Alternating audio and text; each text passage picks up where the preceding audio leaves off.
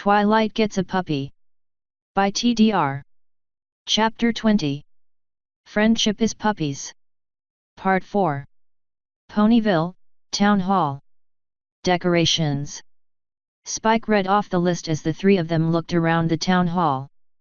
Banners hung everywhere, a number of them glinting with gems.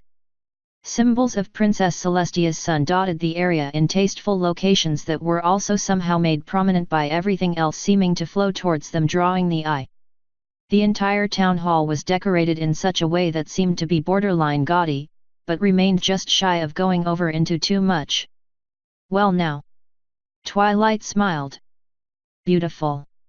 Spike chimed in. Woof. Ross nodded, impressed. Not the decorations. Spike offered, his gaze locked on a figure on the other side of the hall.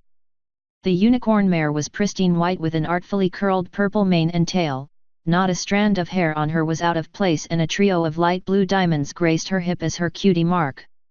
She was currently preoccupied looking over a ribbon selection and had yet to notice the three of them. Ross and Twilight looked at the enamored Spike and sighed as one. Got a one-track mind, doesn't he? Twilight muttered. Woof. Ross agreed, counting on his claws. Only the fourth one? I thought he became stuck on twice that many. All of them with gem cutie marks too. Twilight snickered. Spike for the most part was either too distracted to hear them or was ignoring them, fully focused on the mare before them. How are my spines? Are they straight? Where's my mustache? Spike fretted as his siblings rolled their eyes, walking forward, the little Drake rushing to catch up. Good afternoon. Twilight began, only for the mare to hold up a hoof to stop her. Just a moment please. I'm in the zone, as it were. The white unicorn stated, cycling through a number of other ribbons before selecting one coated in glitter and tying it to a pole. Yes, sparkle always does the trick. Does it not? Why, Rarity, you are a talent. Now then, how can I help you?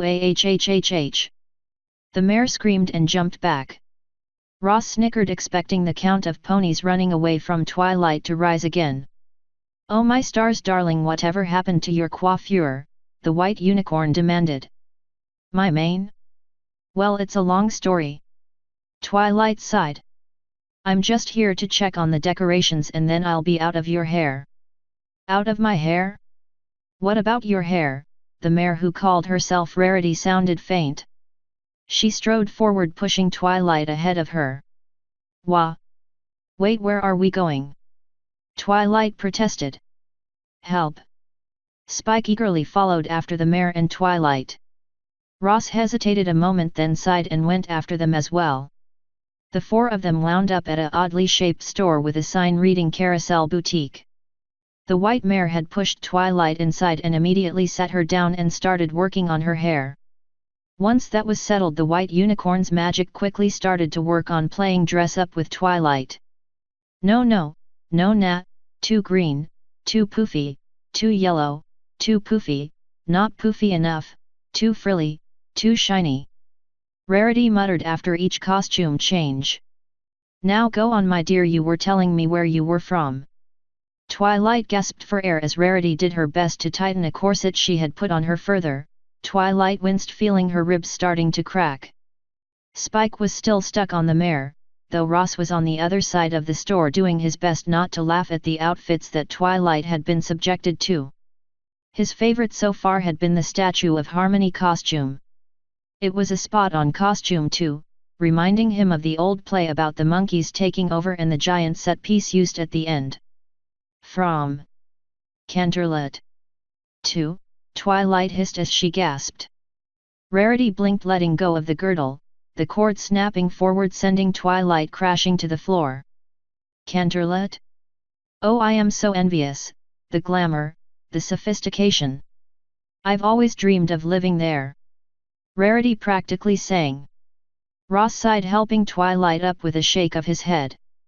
Woof. Yeah, this is a bit much for me too. Twilight panted.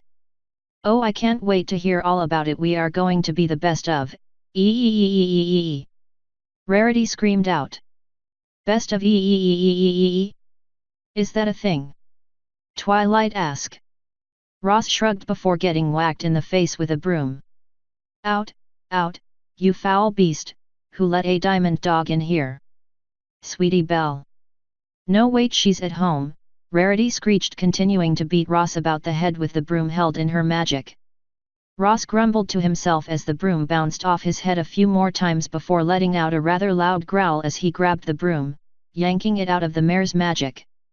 He glared at Twilight and Spike, pointing at the hysterical mare who had started collecting a great number of other things in her magic to throw at the diamond dog she just noticed, who has been there for the last 2 hours. Rarity, this is Ross, my brother. That is Spike, my other brother. Twilight stated, pointing at each in turn. Spike, of course, was still staring at Rarity like she would vanish if he took his eyes off her. What? Rarity demanded. How, most importantly, why? Why? A longer story. But they are adopted. Twilight began.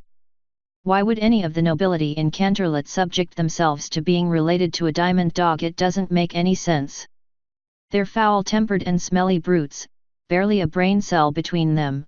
I mean, seriously, look at that fashion sense, a maroon duster with brown pants, plus he's got to be infested with fleas. Rarity ranted. The mongrel is probably planning to eat poor Opal. The cat in question had come out about an hour ago, sniffed Ross curiously, gotten some head scratches and wandered off again to take a nap. Ross twitched at Rarity's rant. He stepped forward suddenly and shoved her broom back into her forelimbs, nearly bowling the mare over. Bork, bork, bork. Ross snapped with finality, whipping around fast enough his tail nearly popped the white mare in the nose as he stormed out of the shop. Ouch! Twilight winced. Dang it, Ross, I'm fireproof and even I felt that burn. Spike stated, his trance evidently broken as he waddled out the door after Ross, offering a disregarding wave as he left. Nice to meet you, Rarity. What was that? Rarity blinked. Trust me, you don't want to know. Twilight stated as her magic started yanking off the clothing she had on. While it was very nice of you to fix my mane for me and offer me an outfit for the celebration, I am afraid I cannot take such generosity from one who so easily insults my family and is so blatantly racist. The decorations are perfect, by the way. I am sure the princess will be pleased with them. Good day. Twilight turned, walking out as well, leaving the white unicorn utterly confused as to what had happened. Asterisk. As Twilight left the shop, she looked around for her brothers, only seeing Spike, who was also looking around in confusion. Where's Ross? Twilight asked. I dunno. Spike stated. He was gone when I got out here. He seemed to be in a rush to get away from Rarity. Why are there so many delays? Twilight bemoaned. I'll never get a chance to research Nightmare Moon like this. We still have one more thing to check up on. Maybe we can find him while we find this Fluttershy. Spike stated, looking at the list. I mean, he's a big moon dog.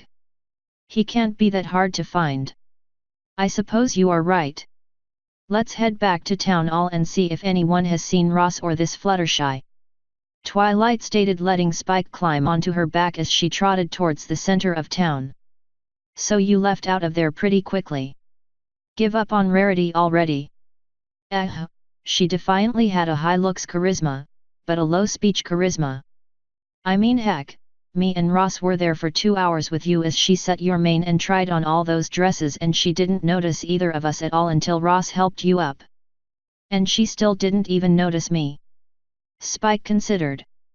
Still, I don't think she meant most of it. There's got to be some story between her and Diamond Dogs that brought about that sort of reaction. Most likely, but that still doesn't excuse her for beating him in the head with a broom. Or insulting him afterward. Twilight concluded. I understand that reactions to things like that can be irrational, but still. Maybe if she apologizes. Spike shrugged. Well, she will have to do that to Ross, not us. Twilight stated, getting a nod from Spike.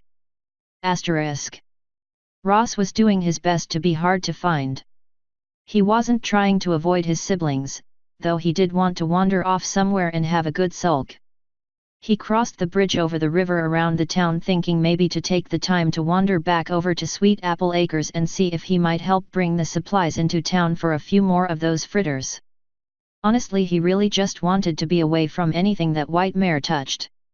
He didn't like to think himself petty, but he kinda wanted to tear up anything she decorated so her perfect decor wouldn't be.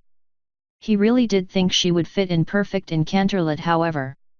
She ignored anyone who didn't meet certain standards or were not useful to her, and the moment she saw something that didn't fit in her little world view, she tried to get rid of it. Perfect noble material right there. He lost count of how many times the upper class had called the guards on him for loitering or disturbing the peace when he was simply taking a walk, shopping, or going to work at the theater. It became funny, however, when the guards had been called on him so often. He and the patrol guards were on first names basis with each other. Quite a number of times the guards wrote the complainers tickets for making false calls.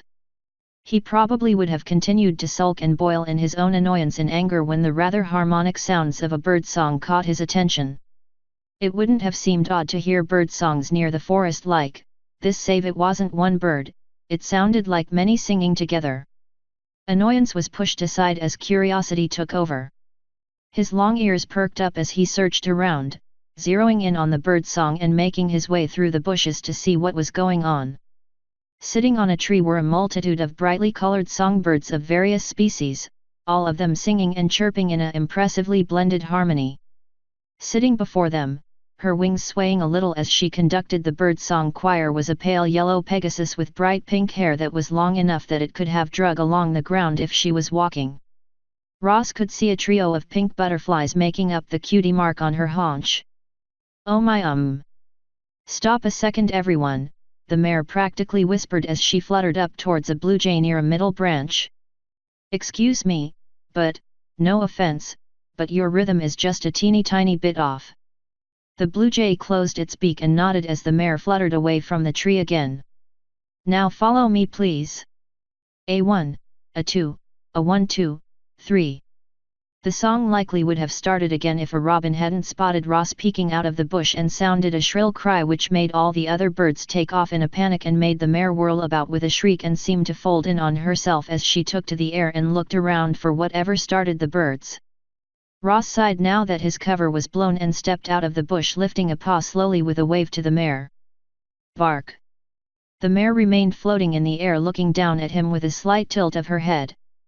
The two stared at each other a moment in total silence, before Ross slapped his face with a paw. "Woof."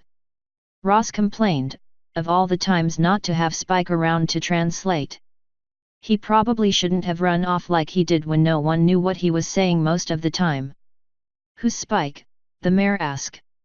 Woof. Ross started to explain who Spike was before trailing off and looking up curiously at the mare.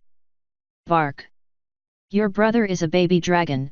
The mare blinked and drifted slightly closer to the ground. "I've never seen a baby dragon before." "Oh, and yes, I can understand you. You're not a diamond dog, are you?" My friend Rarity is always going on about how much trouble they cause her. Grrrrrrr. Ross grumbled at the mention of her name. "Oh no, she's not like that, she's very nice, though I suppose she does have an air about her that is hard to get past. And she does overreact quite a bit," the Pegasus tried to placate. "If, you don't mind me asking, what are you then?" "Woof," Ross stated. "A moon dog? I've never heard of one of those." The mare questioned, floating around him, taking a look at his ears and then his tail as if studying him. Ross remained still as she did so, wondering if this soft-spoken mare might take off if he startled her again. "Oh sorry, where are my manners? I'm Fluttershy." "Bark." "Oh, nice to meet you, Ross. If you don't mind telling me, where did you come from?" Fluttershy asked.